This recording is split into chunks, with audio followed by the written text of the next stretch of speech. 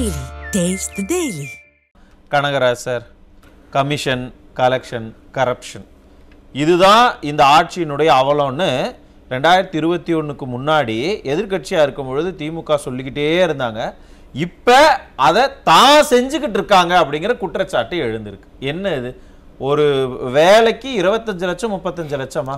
என்ன சார் இது? அதாவது முதல்ல ஒரு வேலைக்கு 25 லட்சத்துலேருந்து 35 லட்சம் வாங்கியிருக்காங்க அப்படின்னு கன்ஃபார்மாக இப்போ ஆதாரப்பூர்வமாக நிரூபணம் செய்யப்பட்டால், அது தவறு நடந்திருந்தால் கண்டிப்பாக அவர்கள் தண்டிக்கப்பட வேண்டும். இந்திய தேசிய காங்கிரஸ் கட்சி எந்த ஊழலுக்கும் துணை போகின்ற கட்சி கிடையாது. அதில் முதல்ல பதிவு பண்ணிட்டு, எனக்கு ரொம்ப அதிசயமா இருக்கு. சென்னையில் வேற இன்னைக்கு மழை இல்லை, மழை வரும் போலயே தெரியல. நீங்க பேச ஆரம்பிச்சிருக்கீங்க. நாங்க என்ன சொல்றோம்னா, அதுல சம்பந்தப்பட்டு உண்மையாக இருந்தால் கண்டிப்பாக நாங்க அதை ஊழலை எதிர்க்கின்றோம். அதுல நாங்களும் இருக்கோம் தான் சொல்றோம். இதுல ஊழலை நீங்களும் ஊழலை எதிர்க்கிறதுல தெளிவா கேட்டுக்கிறேன் சார். பேசும் தப்பா எனக்கு புரியுது இல்ல, அதனால தெளிவா கேட்டுக்கிறேன். அது வேணா ஒரு செவுட் மிஷின் வாங்கி வச்சுக்கோங்க. இந்த மாதிரி வார்த்தைகளை பேசிட்டு இருக்கேன். நீங்க எப்படி பேச பேசுங்க. பேசுற கேள்வி நீங்க கேள்வியா நீங்க பதிலா நீங்க ஒரு வழக்கறிஞர் தானே, அன்பார்லிமெண்டரி பேசுவீங்களா? ஏங்க நெறியாளர்னா நீங்க நெறியாளர் மாதிரி பேச கூடாதுங்க. நீங்க தெளிவுபடுத்த வேண்டியது ஏன் வேலை. அதுக்கு தான் இங்க உட்கார்ந்து கேள்வி கேட்டா பதில் சொல்றேன். பதில கேட்கணும், பதில் சொல்லுங்க. ஏன் ஊழல் பத்தி பேசினா இல்ல எப்படி இல்ல கேள்வி கேக்குற ஜர்னலிஸ்ட் நீங்க அட்டாக் பண்றீங்க. நீங்க என்ன இது? என்ன வார்த்தை இது? நீங்க நியூட்ரலா இருக்கணும். என்ன சார் நியூட்ரலா தான் இருக்கணும். என்ன வார்த்தை நீங்க பயன்படுத்துறீங்க? நியூட்ரலா தான் இருக்கணும். கனகராஜ், இந்த பர்சனல் அட்டாக்ல நான் பயப்பட மாட்டேன். இங்க பாருங்க, நீங்க நியூட்ரலா இருக்கீங்க. மீடியாவை எவ்வளவு வேணா நீங்க டார்ச்சர் பண்ணுங்க, பயமுறுத்துவீங்க. அதுக்கு பயந்தவங்க கிடையாது. நீங்க பேசும்போது பதில் சொல்றீங்க, நீங்க பதில் சொல்லிட்டு இருக்கும்போது திடீர்னு இடைமறிப்பு கேள்வி வேணும்னா கேட்பாங்க. நாங்க நீங்க என்ன சொன்னீங்க? எங்களுக்கும் பங்கு இருக்குன்னு சொன்னீங்க. அவர் கூட செஞ்சாரு. என்ன பங்கு? என்ன எதுல பங்குன்னு கேட்கவே இருப்பாங்க. எதுல பங்கு? பதில சொல்லுங்க. நீங்க கேஎன் நேரு மேல இந்த குற்றச்சாட்டு கேஎன் நேரு மேல சொல்றதுக்கு முடியாம இந்த மாதிரி பர்சனல் அட்டாக்ல கிடையாது. நான் சொல்றேன் இருங்க. நீங்க கேஎன் நேருக்கு மேல இருக்கிற குற்றச்சாட்டு மட்டும் இல்ல, ஏன் எஸ்பி வேலுமணி மேல குற்றச்சாட்டு இல்லையா? கேசி வீரமணி மேல குற்றச்சாட்டு இல்லையா? முன்னாள் அமைச்சர் வைத்தியலிங்கம் மேல இடி ரைடு 25 லொகேஷன்ல நடந்தது, அவர்கள் மீது குற்றச்சாட்டு இல்லையா? ஏன் லேட்டஸ்டா விஜயபாஸ்கர் அவர்கள் முன்னாள் அமைச்சர், அவர்கள்கிட்ட இடி ரைடு போனது, அதுல குற்றச்சாட்டு இல்லையா? எல்லாமே குற்றச்சாட்டுன்னு சொன்னீங்க இல்லையா? இல்லையா? இப்ப இல்லையா சொல்றீங்க? எல்லாமே குற்றச்சாட்டு. ஆனா இந்த கேஎன் நேரு விவகாரத்திலயும் சரி, செந்தில் பாலாஜி விவகாரத்திலயும் சரி, செந்தில் பாலாஜி விவகாரத்துல எதற்காக அவரு தன்னுடைய அமைச்சர் பதவியை துறந்தாரு, இழந்தாரு? அமைச்சர் பதவி ஏன் பறிக்கப்பட்டுச்சு? பிஎம்எல்ஏ ஆக்ட்ல சார் ஆக்ஷன் எடுக்கப்பட்டுச்சு. இருங்க, அதாவது எஸ்பி முன்னாள் அமைச்சர் மாண்புமிகு வேலுமணி மேல இருக்கிற கேஸ உங்களால எதிர்கொள்ள முடியாம உடனே அதிமுகவை பாருங்க, அந்த கட்சியை பாருங்க, இந்த கட்சியை பாருங்க. என்ன சார் இது? எஸ்பி வேலுமணி ஏன் இவ்வளவு பயமா இருக்கு? ஏன் இவ்வளவு பதட்டமா இருக்கு? இங்க பாருங்க, ஒரே நீங்க ஏங்க பதட்டப்படுறீங்க? நான் லிஸ்டா சொல்றேன். மதுரையில எதற்காக மேயர் எதற்காக ரிசைன் பண்ணாரு? இதே நகராட்சி நிர்வாகத்துறையின் கீழே வர மேயர் ஏன் ரிசைன் பண்ணாரு? ஆமாங்க, அந்த ஜோனல்ல இருக்கிற மேயர்னுடைய ஹஸ்பண்ட் பில்லிங் போடும்போது பில்டிங்ஸுக்கு, அதாவது பில்டிங்ஸோட பில்லை ஷார்ட் பண்ணி போட்டிருந்தாரு. அதாவது என்லார்ஜ் பண்ணி பில் போடாம பில் போடும்போது பில் போடுறதுக்கு மேயருடைய கணவருக்கு யார் அதிகாரம் கொடுத்தது? அதிகாரம் கொடுக்கல, அவர் தான் இப்ப எடுத்துட்டாங்க. இப்ப அவர் மேல 4 வருஷமா இருக்கு சார். என்ன பதில் இது? என்ன சார்? யார் வேணா கவுன்சிலர்களுடைய கணவன்மார்களும் மேயருடைய கணவன்மார்களும் தான் இங்க ஆக்டிங் மேயரா, ஆக்டிங் கவுன்சிலரா? அப்ப ஒரு அமைச்சருடைய சகோதரர் ஆக்டிங் சகோதரரா? என்னங்க இது? ஆட்சியே என்ன இது? மக்கள் கேட்க மாட்டாங்க. அப்படி பார்த்தா நம்ம முன்னாள் ஆட்சி செய்யும் போது 4 அமைச்சர்கள் மீது இடி ரைடு, 98 கோடி ஊழல், 27 கோடி ஊழல், அமைச்சர் பதவியை இழந்தாங்க. செந்தில் பாலாஜி அமைச்சர் பதவியை இழந்துட்டு உட்கார்ந்துகிட்டு இருக்கிறாரு. அதுக்கு என்ன காரணம்? இல்லைங்க, நான் கேக்குறேன். அத நீங்க பேச மாட்டீங்க. ஒரே நிமிஷம் இருங்க சார். 200 கோடி ரூபாய் மதுரையில 200 கோடி ரூபாய் ஊழல் பண்ணி மேயர் தன்னுடைய பதவியை இழந்திருக்கிறாங்க. 11 மண்டல தலைவர்களை கட்சி திமுக கட்சி தலைமை அவங்களை பதவி விலக சொல்லி இருக்கிறாங்க. என்ன இது? அந்த ஊழலும் சரி, இந்த ஊழலும் சரி, நடந்திருக்குங்கிறத திமுகவே ஒத்துக்குது தானே? ஏங்க என்கொயரி நடந்துட்டு இருக்கு. இப்ப முதல் கட்ட விசாரணையில அவர் மேல உள்ள அலிகேஷன் என்கொயரி நடந்துட்டு இருக்குல்ல, என்கொயரி நடக்குது. எதற்காக மேயர் பதவி விலகுனாங்க? எதற்காக மேயர் பதவி விலகுனாங்க? இப்போ வருவாய் குற்றமற்றவர்கள் தானே. நான் சொல்றேன் எதற்காக பதவி விலகுனாங்க. இப்போ என்ன அங்க தவறு நடந்திருக்குன்னா, கார்ப்பரேஷன் மதுரை கார்ப்பரேஷனுக்கு இப்போ வருவாய் கணக்கு பார்க்கும்போது ஏற்கனவே போட்ட 10 வருடத்திற்கு முன்னு போட்ட அதே சிஎம்டி அப்ரூவல் டாக்ஸ் பழைய பில்லிங்லயே அவங்க என்ன பண்ணிருக்காங்க, ஸ்கொயர் ஃபீட் கம்மி பண்ணி குற்றம் நடந்திருக்கா இல்லையா? ஆமா, குற்றம் நடந்துதானே. 200 கோடி ஊழல் நடந்திருக்குல. ஒரு மாநகராட்சியிலேயே 200 கோடி ரூபாய் ஊழல் நடந்திருக்குன்னா அப்ப இருக்கக்கூடிய 22 மாநகராட்சிகள்ல 200 கோடின்னு போட்டீங்கன்னா கணக்கு எங்க சார் போகுது? இருங்க வரேன். ஊழல்னா என்ன? நான் லஞ்சம் வாங்கி இருக்கணும் இல்லையா, அதுதான் ஊழல். சரி, மதுரையில நடந்ததை பொறுத்தவரையிலும் அந்த ஜோனல் ஏமாற்றல் அப்படிங்கறத பேர் சொல்லுங்க. அவர் என்ன பண்ணிருக்காருன்னா லஞ்சம் பெறப்பட்டதாக தான் இருக்கே தவிர ஊழல் நடந்ததாக இன்னும் அங்க சொல்லல. ஊழல்னா என்ன? அவர் லஞ்சம் வாங்குறது சரியா சார்? அவங்க நீங்க காந்தியவாதி தானே காங்கிரஸ் கட்சி, ஊழல் அக்செப்டபிளா? தப்புங்க. அப்ப அது தப்பு தானே, தவறுங்க. நடந்தது தவறு தானே. ஒரு வேலைக்கு 25 இருந்து 35 லட்சம் வரைக்கும் வசூல் பண்ணி கிட்டத்தட்ட இப்ப மட்டுமே கடந்த ஆண்டுல மட்டுமே 800 கோடி ரூபாய்னா இதற்கு முந்தைய ஆண்டுகள்ல பலாயிரம் பணியிடங்கள் நிரப்பப்பட்டிருக்குன்னா அப்ப அதையெல்லாம் இழுத்தா எத்தனை ஆயிரம் கோடி ரூபாய் நீங்க ஊழல் பண்ணி இருப்பீங்கன்னு இவங்க கேள்வி கேட்கறது நியாயம் தானே? அப்படின்னா நாம இப்போ இதே தமிழ்நாடு அரசாங்கம் மாண்புமிகு முதலமைச்சர் அவர்கள் எஸ்பி வேலுமணி மேல பெர்மிஷன் ஈடி வன்மம் பாருங்க கேக்குறாங்க. எவ்வளவு வன்மம்? ஆனா ஈடி கொடுக்க மாட்டேன்றாங்க. ஏன் கொடுக்க மாட்டேன்றாங்க? ஈடி கேளுங்க. ஏன் கொடுக்க மாட்டேன்றாங்க? ஈடி தான் கேட்கணும். இது ஊருக்கே தெரிஞ்ச விஷயம். ஏன் கொடுக்க மாட்டேன்றாங்க? ஊழல் பண்ணாங்க சொல்லுங்க. இதுல டோசியர் கொடுக்கறாங்க. ஏன் உடனே என்கொயரி பண்ணன்றாங்க. இவ்வளவு சொல்றீங்களே ஈடியை வந்து இல்ல ஈடியை இவ்வளவு சொல்றீங்களே, லஞ்ச ஒழிப்புத்துறை என்ன சார் பண்ணுது? ஹை கோர்ட்ல போயிட்டு ஜட்ஜ் கிட்ட திட்டு வாங்கிட்டு வரலையா? ஆட்சி மாறினா நீங்க என்ன பியூரோக்ரசி இப்படி திட்டு வாங்கிட்டு வரல? லஞ்ச ஒழிப்புத்துறையை நீங்க கையில வச்சுக்கிட்டு எல்லாத்தையும் ஆட்டி படைக்கலாம் நினைக்கிறீங்களா? லஞ்ச ஒழிப்புத்துறை வந்து என்ன கேட்டிருக்கு? நீதியரசர் ஆனந்த் வெங்கடேசன் அவர்கள் முன்பு அவர்கள் திட்டி இருக்காங்க. என்ன கொட்டி இருக்காங்கன்னா, ஒரு ஐஏஎஸ் ஆபீசர் நீங்க வந்து இவ்வளவு நாளா சாங்ஷன் வாங்காம எஸ்பி வேலுமணி அவர்கள் முன்னாள் அமைச்சர் அவர்கள் வழக்குல ஏன் நிலுவையில் மறுபடியும் பாருங்களேன். எண்ணம்ங்கறத உண்மையிலுமே இந்த அரசியல் காழ்ப்புணர்ச்சியும் பழி வாங்குற எண்ணமும் எந்த அளவுக்கு திமுக மட்டும் இல்ல, திமுக கூட இருக்கக்கூடிய திமுகவை நம்பி இருக்கக்கூடிய கட்சிகளுக்கும் அந்த கட்டாயம் வந்துருச்சு நினைக்கும் பொழுது உண்மையாலுமே பார்க்கும் பொழுது கொஞ்சம் அனுதாபமா தான் இருக்கு சார். சொல்லுங்க வில்சன். அதுக்கு சேர்த்து ரெண்டு விஷயம் சொல்லிடுறேன். இப்போ இடி பர்மிஷன் கொடுக்கணும் கிடையாது, கவர்னர் பர்மிஷன் கொடுக்கணும்ன்றது அமைச்சர் மேல அப்படின்றது. ஆனா முன்னாடி வந்து ஐ பெரியசாமி மேலேயோ துரைமுருகன் மேலேயோ இந்த மாதிரி கவர்னர் பர்மிஷன் இல்லாத போது சபாநாயகர் அனுமதி வாங்கி வழக்கு பதியப்பட்டது கடந்த காலத்துல. இவங்க சபாநாயகர் தான். சபாநாயகர் அனுமதி வாங்கி எந்த வழக்குனாலும் பதிவு பண்ணலாம். அந்த அதுல உண்மை இருந்தா அப்ப நீங்க சபாநாயகர் அனுமதி கொடுத்திருக்காரு. இது அப்ப நீங்க பண்ணிருக்கலாம். இல்ல கோர்ட் என்ன சொல்லுங்க? பதிவு பண்ணல. கோர்ட் என்ன சொல்லுன்னா இல்ல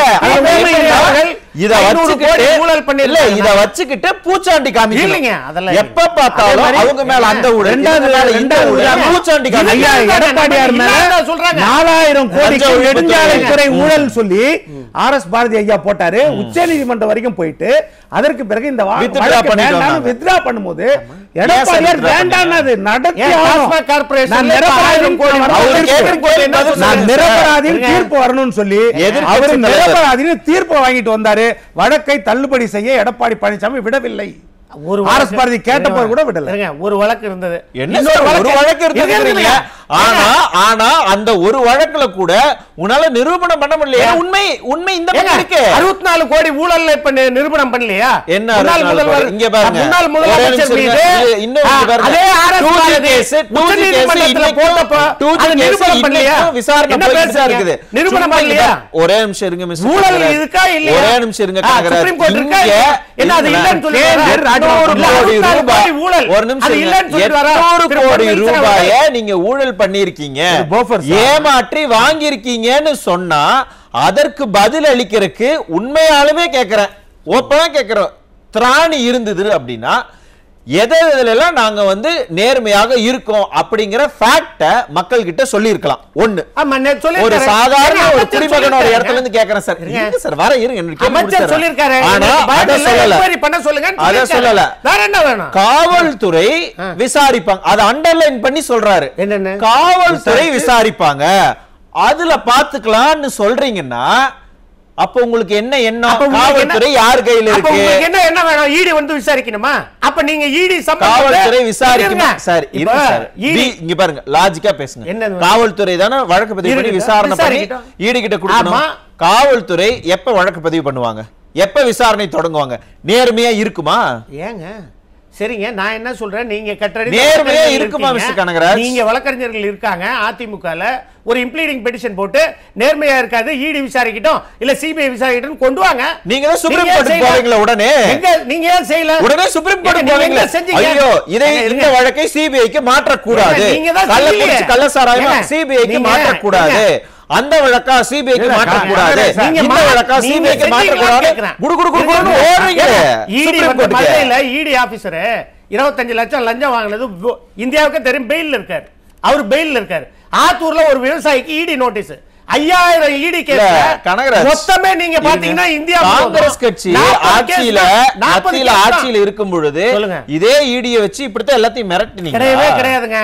இவங்க தாங்க இப்போ நீங்க தான சொல்றீங்க. இருங்க, இப்ப நீங்க தான் சொன்னீங்க ஈடியை வச்சு மிரட்டறாங்க. நீங்க நான் சொல்றேன், ஈடியை வச்சு காங்கிரஸ் கட்சிக்கும் திமுகவுக்கும் இருக்கக்கூடிய மிக முக்கியமான தொகுதி பங்கீடு மேல் மாடியில என்ன நடந்தது, தரைதளத்துல என்ன சுப்ரீம் கோர்ட் அதெல்லாம் நாங்க கிடையாது. ஏன் அத சொல்ல விட மாட்டேங்கிறீங்க? முதல் மாடியில என்ன நடந்தது, தரைதளத்துல என்ன நடந்தது, சிபிஐ எங்க வந்தாங்க, ஈடி யார் வீட்டுக்கு போயிருந்தாங்க, 63 நாயன்மார்கள்னு சீட்டுக்கு ஏன் சொன்னாங்கங்கிற இந்த கதைகள் எல்லாம் வரலாறா இருக்கு. ஏங்க 1000 கோடி அஜித் பவார் மேல இப்ப ஈடி போட்டு அஜித் பவார் இப்ப உள்ள இல்லையா? உடனே நீங்க அங்க ஓடுறீங்களே, நீங்க அங்கேயே ஓடுறீங்க, இங்க வாங்க.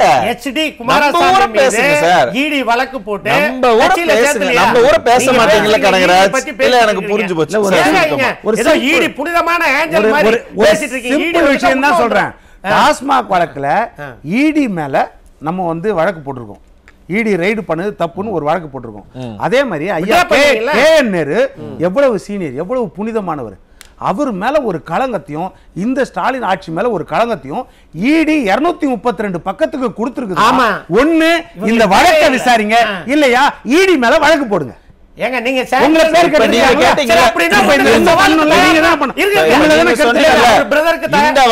இந்த வழக்க யாரா நீங்க தான் அட்வொகேட் வச்சிருக்கீங்கல்ல, நீங்க நேரடியா விசாரிங்கன்னு போலீஸ் மேல நம்பிக்கை இல்லைன்னு ஒரு வழக்கு தொடுங்க நீங்க சொன்னீங்கல்ல, அதத்தான் அவரு சொல்றாரு. நீங்க உங்க பேர் மாதிரி உங்க வழக்க நீங்க தொடுக்க வேண்டியதானே?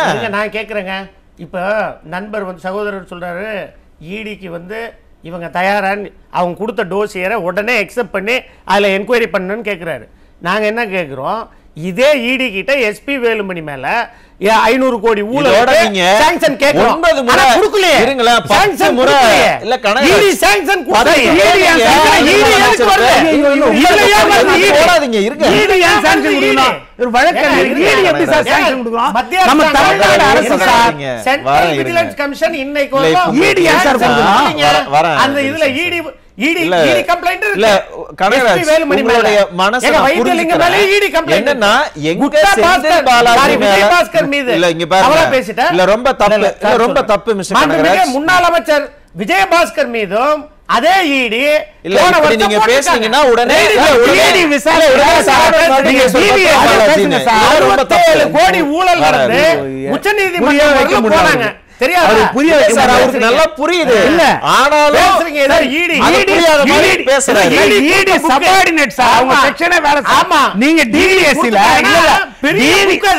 உடனே நாங்க வந்து அந்த ஈடி டிவிஎஸ்சி ல வழக்கு போடணும் அப்படினா ஈடி வந்து அமைச்சர்கள் மேல போடணும்னா கவர்னர் பர்மிஷன் வேணும் அப்படின்றது உண்மை. அதுக்கு பதிலா சபாநாயகர் பர்மிஷன் வாங்கி நீங்க டிவிஎஸ்சி ல வழக்கு போடலாம், முன்னாலோ இன்னால அமைச்சரோ யார் மேலனாலும் வழக்கு போடலாம். ஈடிக்கு இதுக்கு சம்பந்தம் கிடையாது, ஈடி ஆக்டே வேற அப்படின்றது தான் அடிப்படை. இது ஏதாவது சம்பந்தமா பேசுறீங்களா? இல்லைங்க, இல்ல முழுக்க கன்னிங்காவும் வெண்டேட்டாவாமா தான் நீங்க பேசுறீங்க. யாருங்க? இல்லைங்க, நம்ம என்ன பேசுறோம் இல்ல அமைச்சர் KN நேரு மேல இப்படி ஒரு குற்றச்சாட்டுனே நான் சொல்றேன். இருங்க, குற்றச்சாட்டுனே நான் சொல்றேன். அந்த குற்றச்சாட்டை எப்படி நிரூபிப்பாங்க அப்படிங்கறத இப்ப வரைக்கும் நிரூபிச்சு சொல்லுவாங்கன்னு ஒரு வார்த்தை நீங்க சொல்ல கிடையாது. ஆனா அவங்க இல்லையா, இவங்க மேல என்ன ஆக்ஷன்? இடி உடனே நீங்களும் திமுக மாதிரி இல்ல, நீங்களும் திமுக மாதிரி மத்திய அரசு இடிய கையில வச்சிருக்குன்னா உங்ககிட்டயும் தானே, நீங்களும் தானே மத்தியில ஆட்சியில் இருந்தீங்க. காங்கிரஸ் கட்சி இடிய வச்சு எல்லாத்தையும் மிரட்டுச்சா? மத்திய அரசாங்கம் மத்திய வருவாய்த்துறை அமைப்பு வச்சு முன்னாள் பாஜக தலைவர் அண்ணாமலை அவர்களுடைய உறவினர் செந்தில் குமார் அவர் மேல 17,20 ஒரு நிமிஷம் சேகர் ரெட்டி அப்படி பார்த்தா 7 அமைச்சர்கள் மேல அமைச்சர்கள் 7 பேர் மேல கேஸ் நடந்துகிட்டு இருக்கு. ஆனந்த் வெங்கடேஷ் தானா முன் வந்து எடுக்கலையா? அமைச்சர் பொன்முடி ஏன் பதவியிலிருந்து தூக்கி எறியப்பட்டாரு? என்ன என்ன என்ன பிரச்சனை அத சொல்லுங்க. தவறு செய்தால் அமைச்சர் பொன்முடி பதவியில் இருந்து மன்மோகன் சிங் 1992 தவறு செய்தால் தவறு நிரூபிக்கப்பட்டால் தண்டனை கொடுக்க வேண்டும். ஊழல் யார் செய்திருந்தாலும் நாங்கள் வந்து அவர்களுக்கு துணை போக மாட்டோம். எதை சொன்னாலும் உடனே அவங்க 2G ல எடுப்பாங்க. 2G ல உடனே காங்கிரஸ் கட்சி முகத்தை வச்சுக்கிட்டீங்க. 2G ல என்ன, நான் இப்ப என்ன 2G ல இப்ப ஹைகோர்ட் அப்பீல் இருக்கு, ட்ரையல் கோர்ட் அக்யூட்டல் பண்ணிடுச்சு, அப்பீல்ல இப்ப சிபிஐ போட்டு பெண்டிங் போட்டு வச்சிருக்காங்க. என்ன பண்ணாங்க? யார் நடத்த வரல? ஏங்க மாண்புமிகு இருங்க, மாண்புமிகு மத்திய அமைச்சர் முன்னாள் அமைச்சர் ராஜா அவர்கள் நான் ரெடிங்க, எப்ப வேணா நடத்துங்க, நான் ஒண்ணும் ஊழல் பண்ணல, 1,50,000 கோடினாங்க. இன்னைக்கு என்ன எங்க இருக்கு? இப்ப புரியுதா? ஆராசா என்ன நான் நிரூபிச்சுட்டு வருவேன் அப்படின்னு சொல்லி கான்ஃபிடண்டா இருக்கிறத நீங்க பெருசா பேசுவீங்க. ஆனா அதிமுக முன்னாள் அமைச்சர்கள் மேல அரசியல் காழ்ப்புணர்ச்சியால போடப்பட்ட அந்த வழக்குகளை நாங்க எங்களை நிரூபிச்சு காட்டுவோம்னு அவங்களுடைய கான்பிடன்ஸ் மட்டும் வேணும்னே நீங்க வந்து இடியை தொடர்பு படுத்தியும் அங்க இருக்கக்கூடிய மத்திய அரசு தொடர்படுத்தி நீங்க பேசுறது எவ்வளவு காழ்ப்புணர்ச்சி மக்களுக்கு தெரியாதா? ஒரே நிமிஷம் இருங்க, கடைசி வரைக்கும் அதை நீங்க புரிஞ்சுக்கணும். இப்ப இருக்கக்கூடிய 7 அமைச்சர்கள் மேல, சிட்டிங் அமைச்சர்கள் மேல டிவிஎஸ்சி போட்டிருக்கக்கூடிய வழக்குகளுடைய நிலை என்ன சொல்லுங்க. அமைச்சர் தங்கம் தென்னரசு மேல வழக்கு இருக்கா இல்லையா? பெரியசாமி அவர்கள் மேல வழக்கு இருக்கா இல்லையா?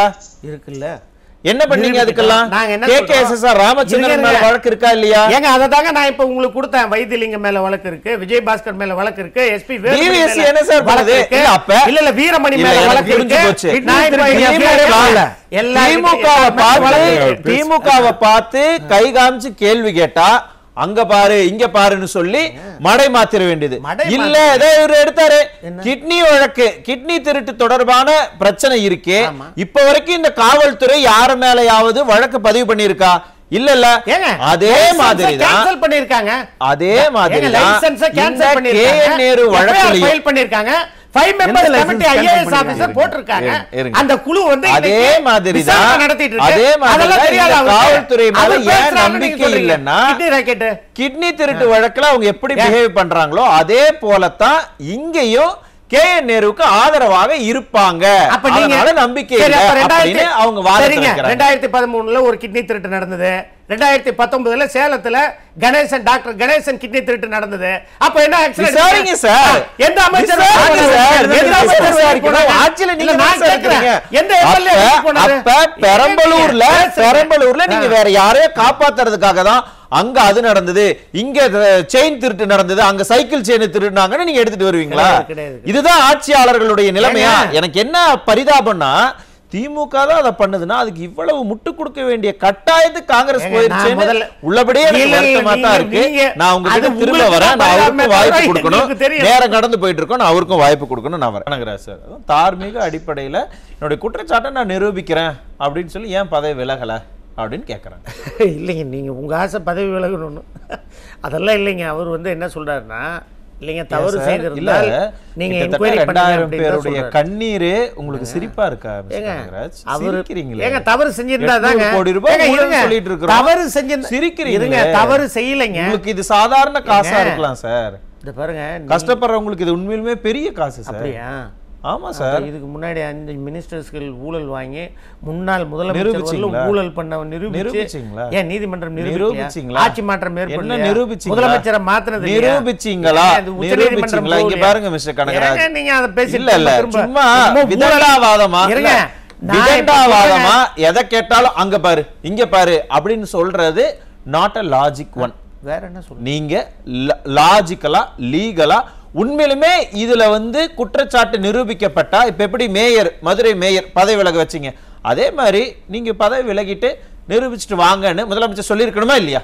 ஏங்க நடந்திருந்தா தாங்க அப்படி சொல்லுவாரு நடக்கலைங்க அதனாலதான் அவர் சொல்லுங்க என்ன ஜட்ஜா ஏங்க நான் நடக்கலங்கறீங்க ஏங்க பின்ன இப்ப நீங்க நடந்ததுன்னு சொல்றீங்க நீங்க ஜட்ஜா நடந்ததுன்னு நீங்க சந்தேகத்தை யாரு வேணா வைக்கலாம் சார் நீங்க சந்தேகத்தை வைக்கிறது வேற இல்லங்க இல்ல சந்தேகத்தை வைக்கிறது வேற இல்லங்க நான் என்ன சொல்றேன் உறுதியா சொல்லலாம் டாக்டர் சரவணன் அவர்களை முதல்ல இந்த விசாரணை இதுக்குள்ள கொண்டு வரணும் அவர் கம்ப்ளைண்டா இருக்கணும் அவரே கம்ப்ளைண்ட் போட சொல்லுங்க இப்ப அவர் சொல்றாரு ஒரு நேர்ல பார்த்தா ஜெயலலிதா கிட்ட வாங்கி லட்சம் பேர் பாத்துட்டு சொல்ற நிகழ்ச்சியிலே என்ன இவ்வளவு மிரட்டலா இல்லங்க அவரே நீங்க இந்த கேஸ் இழுத்துட இவரே என்ன அவர்தாங்க இப்ப டாக்டர் இல்ல இப்பதான் அவர் சொல்லி முடிச்சாரு நீங்க மிரட்டறீங்க இல்ல இல்ல அவர் தைரியம் இருந்தா சொல்லுங்க டாக்டர் சரவணன் அவர்களே ஒரு புகார் வந்து ரெஜிஸ்டர் பண்ண சொல்லுங்க அவர் போட்டு அது எவிடன்ஸோட காட்டுறாரு சொல்லுங்க எவிடன்ஸ் கொடுக்கறாரு இருக்கல சார் ஒரு நிமிஷம் இருங்க அவர் பேசுறத கேளுங்க கனகராஜ் ஒரு நிமிஷம் இருங்க அவர் பேசுறத கேளுங்க நியாயமா தான சொல்றேன் சொல்லுங்க கூட்டணிக்காக 15 சீட்டுக்காக நீங்க வேலைக்கு போகாதீங்க